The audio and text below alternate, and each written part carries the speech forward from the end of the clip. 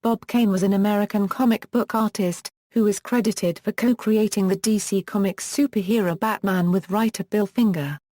He was inducted into the comic book industry's Jack Kirby Hall of Fame in 1994 and into the Will Eisner Comic Book Hall of Fame in 1996. Early life and work. Robert Kane was born in New York City, New York. His parents, Augusta and Herman Kane, an engraver, were of Eastern European Jewish descent. A high school friend of fellow cartoonist and future spirit creator Will Eisner, Robert Kane graduated from DeWitt Clinton High School and then legally changed his name to Bob Kane. He studied art at Cooper Union before joining the Max Fleischer Studio as a trainee animator in 1934. Comics. He entered the comics field 2 years later, in 1936, freelancing original material to editor Jerry Iger's comic book Wow, What a Magazine! Including his first pencil and ink work on the serial Hiram Hick. The following year, Kane began to work at Iger's subsequent studio, Eisner and Iger, which was one of the first comic book packages that produced comics on demand for publishers entering the new medium during its late 1930s and 1940s golden age. Among his work there was the funny animal feature Peter Pepper Euro, which belied its look with overtones of mystery and menace published in the UK comic magazine Wags and reprinted in Fiction House's Jumbo Comics. Kane also produced work through Eisner and Iger for two of the companies that would later merge to form DC Comics, including the humor features Ginger Snap in More Fun Comics, Oscar the Gumshoe for Detective Comics, and Professor Dolittle for Adventure Comics. For that last title he went on to do his first adventure strip, Rusty and His Pals. Batman equals. In early 1939, DC's success with the seminal superhero Superman in Action Comics prompted editors to scramble for more such heroes. In response, Bob Kane conceived the Batman. Kane says his influences for the character included actor Douglas Fairbanks' movie portrayal of the swashbuckler Zorro, Leonardo da Vinci's diagram of the ornithopter, a flying machine with huge bat-like wings, and the 1930 film The Bat Whispers, based on Mary Reinhardt's mystery novel The Circular Staircase. Bill Finger joined Bob Kane's nascent studio in 1938. An aspiring writer and part-time shoe salesperson, he had met Kane at a party, and Kane later offered him a job ghost-writing the strips Rusty and Clip Carson. He recalled that Kane had an idea for a character called Batman, and he'd like me to see the drawings. I went over to Kane's, and he had drawn a character who looked very much like Superman with kind of reddish tights, I believe, with boots. No gloves, no gauntlets. With a small domino mask, swinging on a rope. He had two stiff wings that were sticking out, looking like bat wings. And under it was a big sign. Batman. Finger said he offered such suggestions as giving the character a cowl and scalloped cape instead of wings. Adding gloves. Leaving the mask's eye holes blank to connote mystery. And removing the bright red sections of the original costume, suggesting instead a grey and black color scheme. Finger additionally said his suggestions were influenced by Lee Falk's The Phantom, a syndicated newspaper comic strip character with which Kane was familiar as well.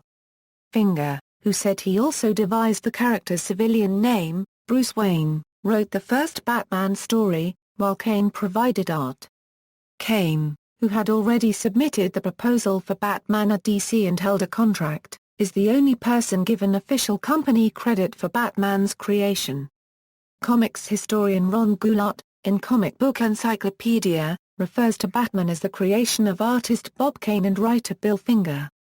According to Kane, Bill Finger was a contributing force on Batman right from the beginning. He wrote most of the great stories and was influential in setting the style and genre other writers would emulate. I made Batman a superhero vigilante when I first created him. Bill turned him into a scientific detective. The character debuted in Detective Comics number 27 and proved a breakout hit. Within a year, Kane hired art assistants Jerry Robinson and George Rousseau's. Though Robinson and Rousseau's worked out of Kane's art studio in the New York Times building, Kane himself did all his drawing at home. Shortly afterward, when DC wanted more Batman stories than Kane's studio could deliver, The company assigned Dick Sprang and other in-house pencilers as ghost artists, drawing uncredited under Kane's supervision. Future Justice League writer Gardner Fox wrote some early scripts, including the two-part story The Monk that introduced some of the Batman's first bat equipment. In 1943, Kane left the Batman comic books to focus on penciling the daily Batman newspaper comic strip. DC Comics artists ghosting the comic book stories now included Jack Burnley and Win Mortimer, with Robinson moving up as penciler and Fred Ray contributing some covers. After the strip finished in 1946, Kane returned to the comic books but, unknown to DC, had hired his own personal ghosts, including Lou Schwartz and Sheldon Moldoff from 1953 to 1967. Robin Bill Finger recalled that Robin was an outgrowth of a conversation I had with Bob. As I said, Batman was a combination of Douglas Fairbanks and Sherlock Holmes. Holmes had his Watson. The thing that bothered me was that Batman didn't have anyone to talk to, and it got a little tiresome always having him thinking. I found that as I went along Batman needed a Watson to talk to. That's how Robin came to be. Bob called me over and said he was going to put a boy in the strip to identify with Batman. I thought it was a great idea. Kane, who had previously created a sidekick for Peter Pope, proposed adding a boy named Mercury who would have worn a super costume. Robinson suggested a normal human, along with the name Robin, after Robin Hood books he had read during boyhood, and noting in a 2005 interview he had been inspired by one book's NCYF illustrations. The impetus came from Bill's wanting to extend the parameters of the story potential and of the drama. He saw that adding a sidekick would enhance the drama. Also, it enlarged the readership identification. The younger kids could then identify with Robin, which they couldn't with Batman, and the older ones with Batman.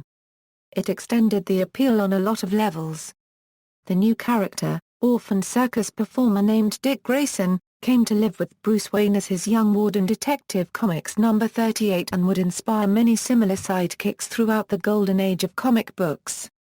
The Joker Batman's nemesis the Joker was introduced near that same time, in Batman number 1. Credit for that character's creation is disputed. Kane's position is that Bill Finger and I created the Joker. Bill was the writer. Jerry Robinson came to me with a playing card of the Joker. That's the way I sum it up. The Joker looks like Conrad Vermeer to the actor in The Man Who Laughs, the 1928 movie based on the novel by Victor Hugo. Bill Finger had a book with a photograph of Conrad Vermeer and showed it to me and said, "Here's the Joker."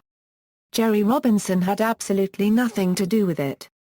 But he'll always say he created it till he dies. He brought in a playing card, which we used for a couple of issues for him, the Joker to use as his playing card. Robinson, whose original Joker playing card was on public display in the exhibition Masters of American Comics at the Jewish Museum in New York City, New York, from September 16, 2006 to January 28, 2007, and the William Bruman Jewish Heritage Museum in Atlanta, Georgia from October 24, 2004 to August 28, 2005, has countered that Bill Finger knew of Conrad Vermeer because Bill had been to a lot of the foreign films. Vermeer had this clown makeup with a frozen smile on his face.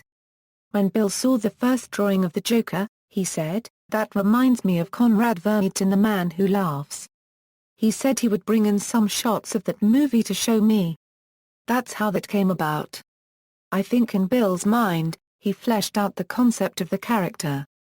Robinson added, however, if you read the Batman historian, E. Nelson Bridwell, he had one interview where he interviewed Bill Finger and he said no, the Joker was created by me an acknowledgement.